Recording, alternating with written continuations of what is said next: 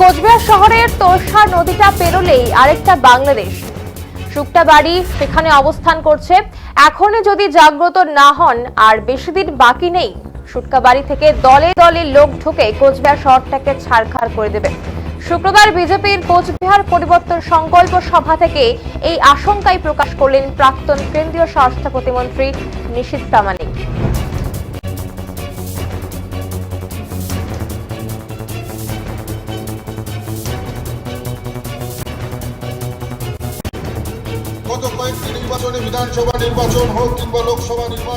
কোচবিহার শহরের তোরসা নদীটা পেরোলেই আরেকটা বাংলাদেশ। শুক্তাবাড়ি সেখানে অবস্থান করছে। এখনই যদি জাগ্রত না হন আর বেশি দিন বাকি নেই, শুক্তাবাড়ি থেকে দলে দলে লোক ঢুকে কোচবিহার শহরটাকে ছারখার করে দেবে। শুক্রবার বিজেপির কোচবিহার পরিবর্তন সংকল্প সভা থেকে এই আশঙ্কাই প্রকাশ করলেন প্রাক্তন কেন্দ্রীয় স্বরাষ্ট্র প্রতিমন্ত্রী নিশীথ প্রামাণিক।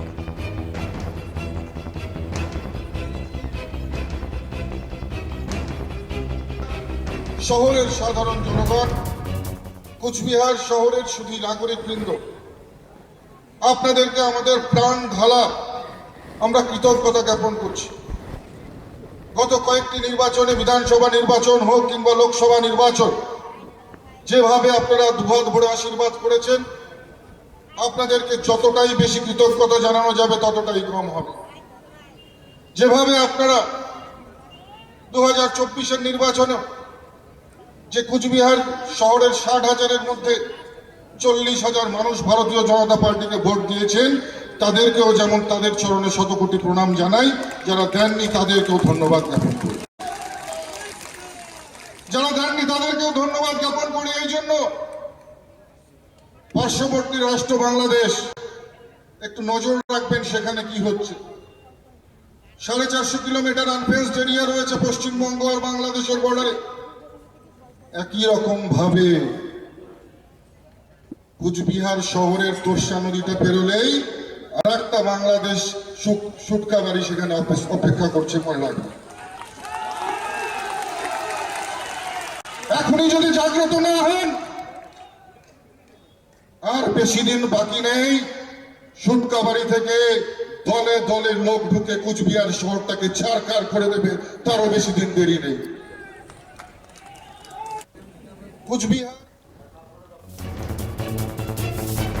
শুক্তাবাড়ি আর কোচবিহার শহরকে নিয়ে কমিউনাল মোটিভ তৈরি করার চেষ্টা করছেন নিশীথ প্রামাণিক। কোচবিহার শহরে প্রায় 90% হিন্দু কমিউনিটির মানুষ বসবাস করেন এবং শুক্তাবাড়িতে প্রায় 90%ই সংখ্যালঘু মানুষ বসবাস করেন।